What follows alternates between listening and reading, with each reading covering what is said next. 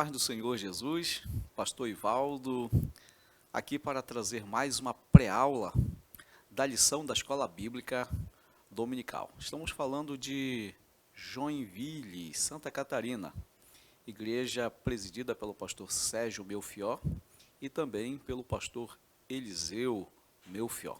Também, primeiro coordenador da Escola Bíblica Dominical aqui em Joinville. Uma alegria muito grande poder estar aqui com você. Você está bem? Espero que sim, para que juntos possamos estudar essa lição que é tão preciosa para as nossas vidas. Muito bem, neste segundo trimestre, estamos estudando a lição de adulto, que traz como tema e o verbo se fez carne, Jesus sob o olhar do apóstolo do amor, o apóstolo João. E neste dia estaremos estudando a lição de número 7, que traz como tema Eu sou a ressurreição e a vida. O texto áureo, o texto que vai embasar toda esta lição, está em João 11, 25, que diz: Disse-lhe Jesus, eu sou a ressurreição e a vida. Quem crê em mim, ainda que esteja morto, viverá. São palavras do Senhor Jesus afirmando que a vida e a morte estão sob o seu controle. Ele é Deus, Ele é o Senhor, Senhor de todas as coisas. A verdade prática nos diz, o Senhor Jesus Cristo é a ressurreição e a vida. Por essa razão, temos a garantia de que um dia teremos um corpo glorioso como o dele. Isso, meus irmãos, é uma verdade absoluta. Inclusive, ainda na primeira epístola de João, capítulo de número 3, versículo 2, ele mesmo diz, Amados, agora somos filhos de Deus, e ainda não se manifestou o que havemos de ser. Todavia sabemos que quando ele se manifestar, seremos semelhante a ele, pois o veremos como ele é. Há uma promessa de ressurreição. Há uma promessa de que um dia seremos transformados e seremos como o Senhor Jesus Cristo. Ainda Paulo fala sobre este assunto muito importante, que é a recuperação do corpo, a ressurreição dos seres humanos para viver uma vida com Cristo. 1 Coríntios, capítulo de número 15, versículos 48 e 49 diz, Os que são da terra são semelhantes ao homem terreno, os que são dos céus, ao homem celestial. Assim como obtivemos a imagem do homem terreno, receberemos de igual modo a imagem do homem celestial. Todos seremos transformados. Muito bem, então esta lição vai falar sobre a doutrina da ressurreição. Nós temos muito o que aprender com esta lição. Lembrando que ela está sendo comentada, toda a lição está sendo comentada pelo pastor Elienay Cabral, grande homem de Deus, grande teólogo, grande conhecedor das Escrituras Sagradas. E ele vai estar nos ajudando por todo esse trimestre, conhecermos um pouco mais sobre Jesus na perspectiva de João, o apóstolo do amor. Muito bem, nós temos 3 objetivos com esta lição. Primeiro, identificar o propósito de Jesus no milagre da ressurreição, na ressurreição de Lázaro, evidenciando a glória de Deus. Segundo lugar, analisar de que forma o diálogo entre Jesus e Marta reforçou e solidificou a fé da irmã de Maria. E, em terceiro, apresentar a doutrina bíblica da ressurreição do corpo, evidenciando a sua importância para a esperança cristã na vida eterna. A nossa palavra-chave para esta lição é vida. E a introdução já da nossa lição nos diz, iremos refletir sobre o propósito de Jesus ao realizar o milagre da ressurreição de Lázaro. Aqui nós estaremos, meus irmãos, estudando a doutrina da ressurreição, aqui tendo como modelo a ressurreição de Lázaro. Jesus ressuscitou este homem e, baseado neste fato, estaremos indo mais a fundo, conhecendo as particularidades deste texto, desta ação de Jesus Cristo, se sobrepondo sobre a morte. Iremos também nos aprofundar no diálogo entre Jesus e Marta sobre a ressurreição do seu irmão. Além disso, a partir do milagre de Lázaro, vamos examinar a doutrina fundamental da ressurreição do corpo, tal como ensinada por Jesus e todo o Novo Testamento. Como já é de praxe, a nossa lição ela vem sempre dividida em 3 tópicos e para cada tópico 3 subtópicos. E o primeiro tópico da nossa lição, já para começar o comentário, é o propósito de Jesus. E o primeiro subtópico fala do recebimento da notícia sobre Lázaro. Capítulo 11 liga-se ao contexto do capítulo 10, em que Jesus se afasta de Jerusalém após uma tentativa de prisão e se dirige para além do Jordão. João 10, 40 a 42. Ao ser informado sobre a doença de Lázaro, Jesus estava já a leste do Jordão e levaria alguns dias até chegar a Betânia, onde encontrou Lázaro morto há 4 dias. João 11, 17. Depois que Jesus recebera a notícia, ainda passa 2 dias além do Jordão. Mais 2 dias de viagem, 4 dias. A distância era mais ou menos de 30 a 40 km, ou quilômetros. Dependendo do viajante, levaria de 2 dias de viagem. Logicamente que dependia do ritmo. Muito bem. Jesus está além do Jordão, pregando o seu evangelho, anunciando as boas novas de salvação, e de repente ele recebe a notícia de que Lázaro, o seu amigo, estava doente. Lembrando, meus irmãos, meus amigos, que a Bíblia ela não entra nesse pormenor em que momento Jesus ele inicia essa amizade com esta família. Capítulo de número 10 de Lucas vai estar falando sobre uma visita de Jesus na casa desta família, que inclusive nesta visita o personagem Lázaro ele não aparece apenas Marta, como sendo aquela mulher muito preocupada, muito hospitaleira, preocupada em servir Jesus, se ocupava com os afazeres da casa. E a sua irmã Maria, muito dedicada também em querer aprender, diz a Bíblia que ela sentou ao lado de Jesus para ouvir Jesus, para aprender com Jesus. Então, esse é o primeiro fato que a Bíblia narra, Jesus junto com esta família. Mas Jesus ele morou em Nazaré, depois Cafarnaum. Betânia não ficava distante de Jerusalém, ficava aproximadamente ali a 3 quilômetros de Jerusalém. Então, provavelmente, no decorrer da vida, do desenvolvimento da vida secular de Jesus, eles se conheceram. No entanto, que esses episódios narrados aqui por Lucas vai ressaltar o momento do ministério do Senhor Jesus Cristo. Tanto a visita de Jesus à família, quanto também a ressurreição de Lázaro, quanto também o momento em que Jesus ele volta a Betânia e Maria,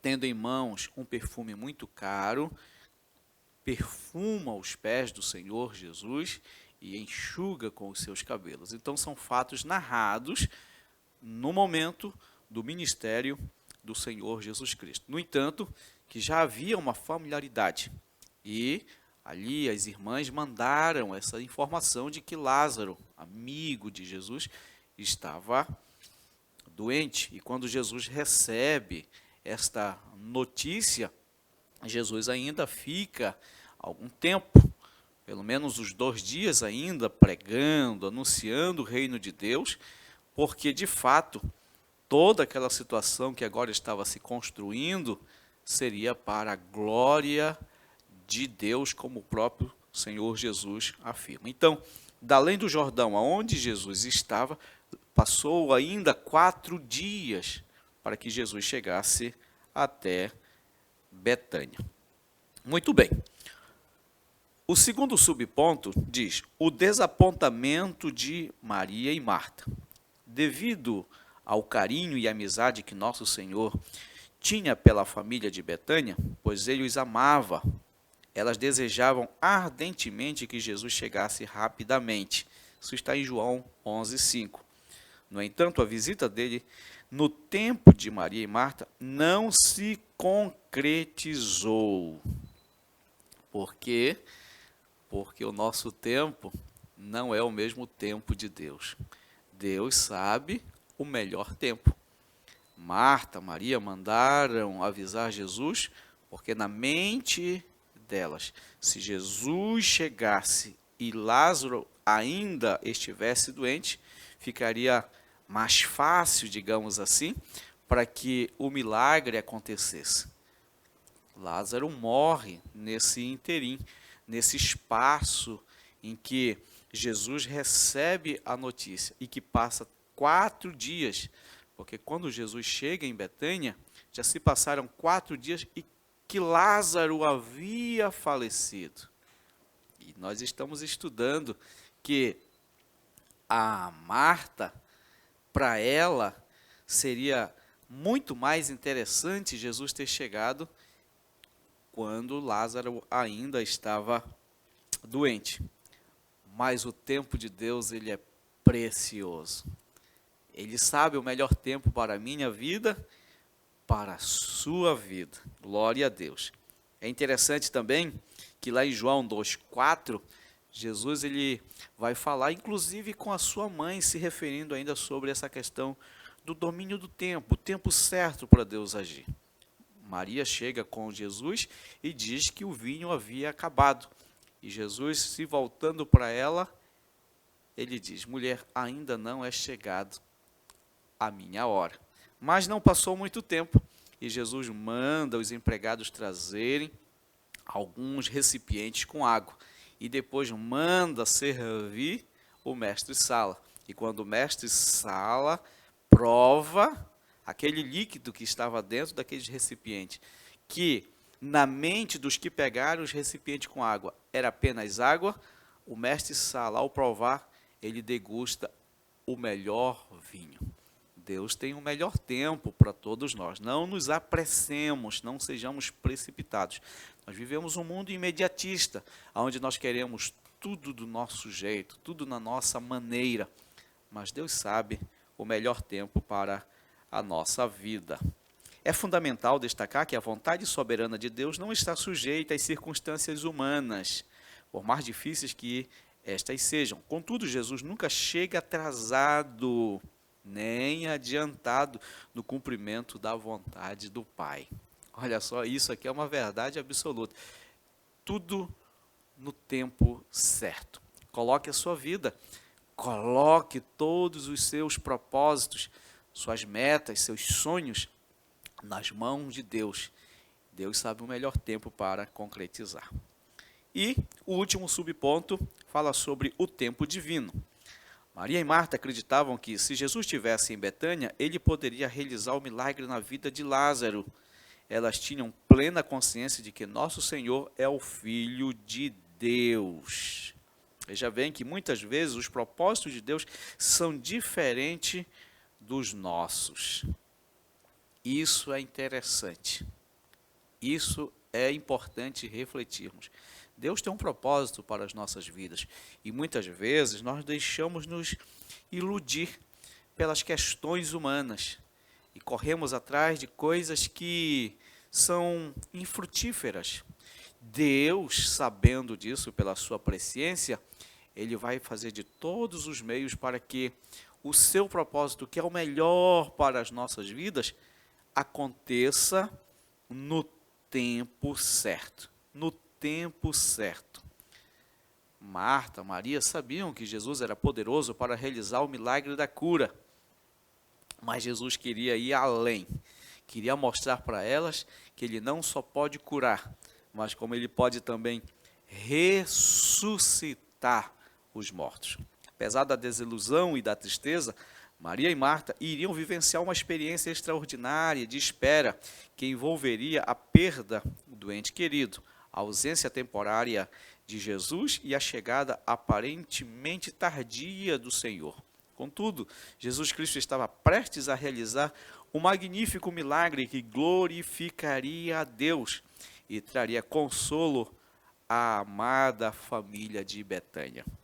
Isaías 55:9 diz: Assim como os céus são mais altos do que a terra, também os meus caminhos são mais altos do que os vossos caminhos, e os meus pensamentos mais altos do que os vossos pensamentos. Deus tem o melhor para mim, Deus tem o melhor para você, para as nossas vidas. É interessante, Deus está sempre nos surpreendendo. Paulo, escrevendo aos Romanos, no capítulo 12, o versículo de número 2, no finalzinho, ele diz que Deus ele tem uma vontade, e essa vontade ela se distribui em boa, perfeita e agradável. Vamos para o segundo ponto. O encontro de Marta com Jesus.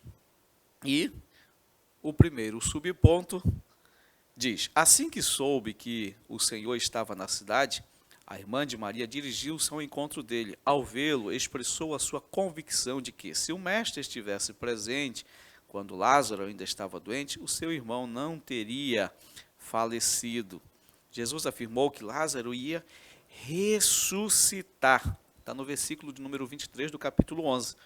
Embora Marta acreditasse que Jesus poderia realizar um milagre extraordinário, ela não percebeu que o Senhor falava sobre a ressurreição de Lázaro naquele momento específico.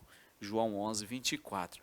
Às vezes nós estamos tão envolvidos com os nossos problemas, com as nossas dificuldades, que nós não conseguimos ver outra coisa a não ser o nosso problema e vamos sendo sufocados, mergulhados pelo problema que parece ser tão grande, insolúvel, não pode ser resolvido, quando o próprio Jesus está com a bênção bem pertinho de nós, para nos dar aquilo que nós mais precisamos, que vai para além das nossas expectativas humanas. Às vezes nós fazemos os nossos planos, e calculamos, e fazemos os nossos planejamentos, e isso é bom, mas nunca esquecendo de que a vontade de Deus ela precisa ser priorizada.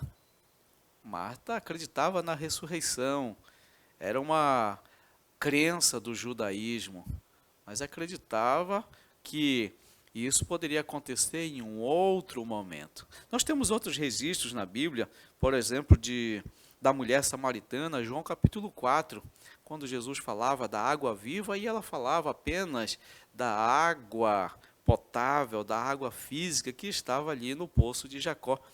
Ela não entendia. Jesus queria se revelar para ela como a fonte de toda a felicidade, a fonte de toda a salvação. Da mesma forma, no capítulo de número 3 ainda de João, nós temos o Nicodemos, quando Jesus falava sobre o novo nascimento. Tinha que nascer da água e do Espírito para poder fazer parte do reino de Deus, e Nicodemos não entendia, achava que quando Jesus estava falando de um novo nascimento, estava falando de um nascimento biológico, físico.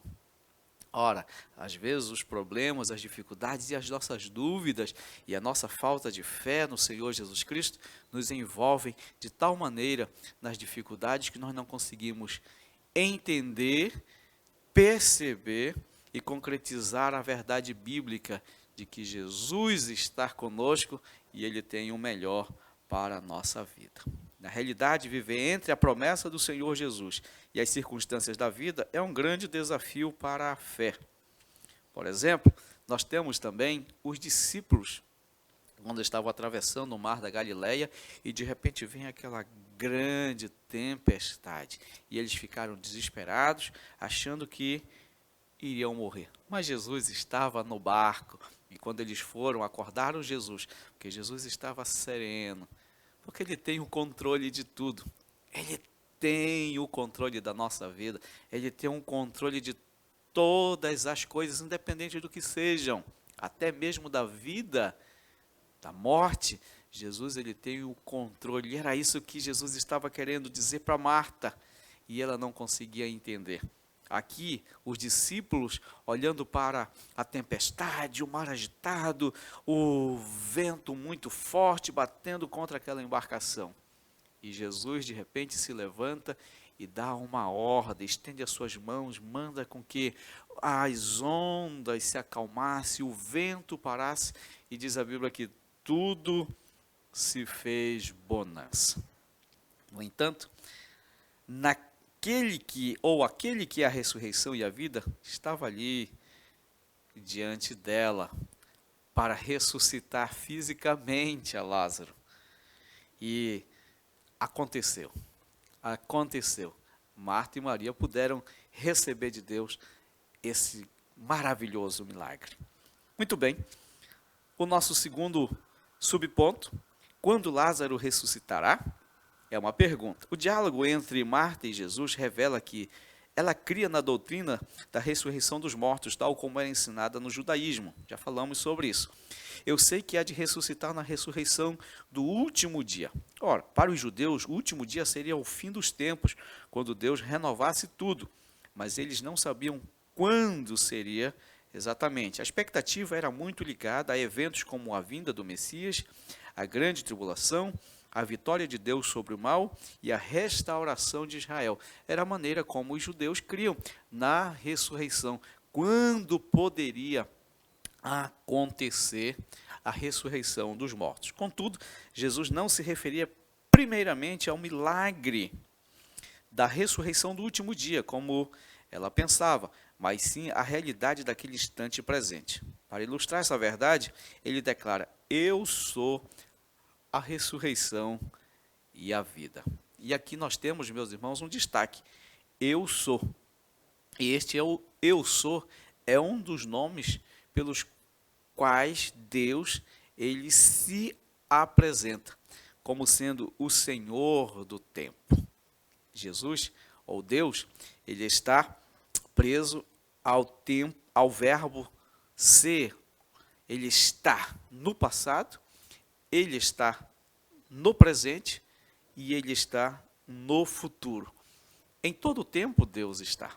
Então, ele está dizendo aqui para Marta e Maria: eu sou a ressurreição e a vida. Eu posso ressuscitar agora e posso ressuscitar no futuro. Era o que Jesus estava dizendo para aquelas mulheres. Enquanto Marta apresentava uma doutrina defendida pelos fariseus, embora correta e verdadeira, nosso Senhor revelou a doutrina da ressurreição associada à sua própria pessoa, ao trazer Lázaro de volta à vida de maneira concreta. Está nos versículos 43 e 44. Já indo para o nosso terceiro subponto, sobre a promessa da vida. Na resposta de Jesus a Marta, quando ele afirma ser a ressurreição e a vida, encontramos pelo menos duas lições valiosas. Primeiro, a soberania do Filho sobre a morte e a vida. E ao se identificar como a ressurreição, ele coloca-se como fonte de toda a vida, tanto no plano material quanto espiritual. Olha só, Jesus ele é a fonte da vida. Eu sou a ressurreição e a vida. Então ele se coloca como a fonte da vida, ele que dá a vida às pessoas. Capítulo de número 1 de João, a Bíblia diz que tudo que existe é por ele e por meio dele. A vida está inclusa também nessa condição. E não foi só esta ressurreição que Jesus operou. Nós temos outros exemplos na Bíblia, como o filho da viúva de Naim. Jesus ressuscita. Também Jesus ressuscita a filha de Jairo, para demonstrar para toda aquela sociedade e para nós hoje no século 21, que ele continua tendo poder para ressuscitar. Em segundo lugar, existe uma gloriosa promessa de vida para quem crê no Senhor Jesus. Assim sendo, aqueles que creem em Cristo recebem uma abundância de vida em todos os sentidos, tanto material quanto espiritual. Pois uma vida entregue a Cristo é uma vida plena. E aqui o comentarista ele vai além da vida física. Jesus ele não só nos dá a vida física, como também ele nos dá vida eterna. Ele também nos dá qualidade de vida que nós podemos também denominar como vida. Uma vida de esperança, uma vida de paz, uma vida de regozijo, uma vida de felicidade. Uma vida em que nós podemos estar ainda que envoltos de problemas, de dificuldades, mas essa vida nos faz olhar para além desses problemas e contemplar Jesus, que está sempre dizendo: eu sou o bom pastor, eu sou o teu pastor. Como diz o Salmo de número 23, o Senhor é o meu pastor, nada me faltará. Muito bem, e essa vida que Jesus nos dá, como eu falei, vai para além da vida física. Ele nos garante também uma vida eterna, uma vida onde nós estaremos vivendo essa vida de forma agora não mais sujeita à morte física, mas agora uma vida eterna, e essa vida eterna com o próprio Deus. Falando tudo isso, trazendo todas essas informações acerca desta família, do episódio da ressurreição de Lázaro, Jesus o ressuscita depois de 4 dias, já cheirava mal, como todos nós sabemos, mas Jesus ressuscita e volta a dar a vida àquele homem. Também daí se fundamenta a doutrina da ressurreição que nós acreditamos, que nós cremos, não apenas na ressurreição do corpo físico, mas também para uma vida agora eterna com o Pai. E quem vai falar sobre isso mais é o apóstolo Paulo. Inclusive, nesse terceiro ponto, vai falar sobre a doutrina bíblica da ressurreição do corpo. E o primeiro subtópico deste ponto é a ressurreição do corpo. A doutrina da ressurreição do corpo é um elemento essencial do cristianismo. Paulo diz em 1 Coríntios, capítulo 15, 17 a 21, e se Cristo não ressuscitou, é vã a vossa fé, e ainda permaneceis nos vossos pecados. E também os que dormiram em Cristo estão perdidos. Se esperamos em Cristo só nesta vida, somos mais miseráveis de todos os homens. Mas, de fato, Cristo ressuscitou dentre os mortos e foi feito as primícias dos que dormem. Porque assim como a morte veio por um homem, também a ressurreição dos mortos veio por um homem. 1 Coríntios 15, 17 a 21.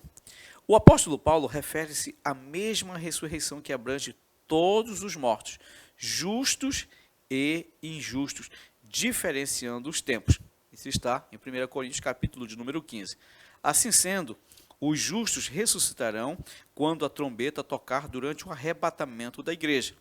Os mortos voltarão à vida e seus corpos estarão gloriosamente transformados junto com os justos. 1 Coríntios 15, 42 e também 1 Tessalonicenses, capítulo de número 4, versículo de número 13 a 17.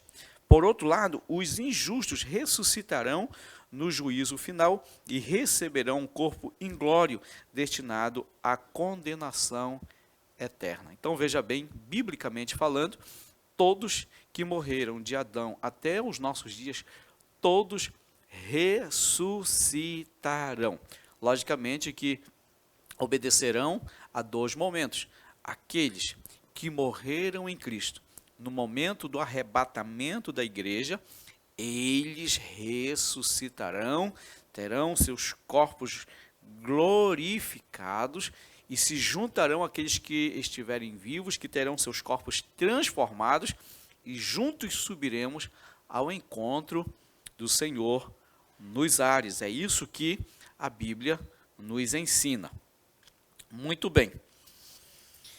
Por outro lado, os injustos ressuscitarão no juízo final e receberão um corpo inglório destinado à condenação eterna. Isso está em 2 Tessalonicenses, capítulo de número 1, versículo 9, Apocalipse, versículo 20, versículo 11 ao 15. Então haverá pelo menos 3 momentos de ressurreição. O primeiro, no arrebatamento da igreja, como eu já falei, e o que vai nos embasar isso é o texto de 1 Tessalonicenses 4, versículo 13 a 18, que diz: não desejamos, no entanto, irmãos, que sejais ignorantes em relação aos que já dormem no Senhor, para que não vos entristeçais como os outros que não possuem a esperança. Porquanto, se cremos que Jesus morreu e ressuscitou, da mesma maneira, crer que Deus, por intermédio de Jesus, trará juntamente com ele os que nele faleceram. Então veja bem, você que perdeu o seu ente querido, que morreu em Cristo, morreu servindo a Deus, aceitou em vida a Cristo como seu Salvador, no soar da última trombeta, ele vai ressuscitar e vai haver um reencontro. Glória a Deus. Que bela esperança. Então, o segundo momento acontecerá justamente após a grande tribulação, daqueles que morreram e não negaram Jesus durante a grande tribulação. No momento da vinda gloriosa do Senhor Jesus Cristo, haverá também a ressurreição desses que não negaram a Cristo e perderam suas vidas, morreram ali sob o domínio do anticristo que vai estar imperando nessa época, mas por não negarem o nome de Jesus, morrerão, mas também eles ressuscitarão e terão a alegria de poder iniciar a última dispensação, que é a dispensação milenial, juntamente com o Senhor Jesus Cristo, que iniciará o seu governo físico. Isso está em Apocalipse, capítulo de número 20, do versículo de número 4 ao versículo de número 5, e também em Daniel, capítulo de número 12, versículos 1 e 2, que diz: olhei e vi alguns tronos, e foi entregue o poder de julgar aos que neles se assentaram. E vi as almas dos que foram degolados por causa do testemunho de Jesus e da palavra de Deus, os que não adoraram a besta, nem tampouco a sua imagem, e não receberam o sinal na testa, nem nas mãos. Eles reviveram e reinaram com Cristo durante 1000 anos. Isso está em Apocalipse, capítulo 20, versículos 4 e 5. Entretanto, os demais mortos não reviveram, até que se completasse os 1000 anos. Esta é, pois, a primeira ressurreição. Então, tanto aqueles que ressuscitarão no arrebatamento da igreja, quanto aqueles que ressuscitarão após a grande tribulação na vinda gloriosa de Jesus, elas fazem parte de um mesmo período, de uma mesma fase, chamada a primeira ressurreição. Jesus, ele principia esse início desse estado de ressurreição para um corpo glorioso. E depois vem a segunda fase, né, que se juntando a esse exemplo do Senhor Jesus, que é a ressurreição daqueles que creem, que aceitaram a Cristo como Senhor das suas vidas. Mas também haverá um terceiro período de ressurreição, que será justamente no juízo final, no trono branco. E isso está em Apocalipse, capítulo de número 20, versículos 12 e 13, que diz: e vi os mortos, pequenos e grandes, que estavam diante de Deus, e abriram-se os livros, e abriu-se outro livro, que é o da vida, e os mortos foram julgados pelas coisas que estavam escritas nos livros, segundo as suas obras. E deu o mar os mortos que nele havia, e a morte e o inferno deram os mortos que neles havia, e foram julgados cada um segundo as suas obras. Para quem será essa ressurreição aqui? São para aqueles que não aceitaram a Cristo antes de morrer, que não entregaram as suas vidas ao Senhor Jesus Cristo. Eles também ressuscitarão lá no juízo final, após o milênio, mas ressuscitarão para serem agora definitivamente condenados, serem lançados no lago de fogo, aonde estarão ali junto com Satanás, junto com o anticristo, junto com o falso profeta, que agora já estão lá no lago de fogo. Os primeiros a serem lançados no lago de fogo será justamente o falso profeta, o anticristo. Eles inaugurarão o lago de fogo. Depois Satanás, depois todos aqueles que não aceitaram a Cristo, não confessaram a Cristo como seu Salvador, eles estarão ressuscitando para agora uma vida eterna sem Deus. Que triste, que triste. Seria bom que todos tivessem essa consciência de poderem aceitar a Cristo como seu Salvador o mais rápido possível, porque também nós não sabemos o dia da nossa partida. Pode ser hoje, pode ser amanhã, nós não sabemos. O fato é que a nossa partida pode acontecer a qualquer momento. Para isso precisamos estar prontos.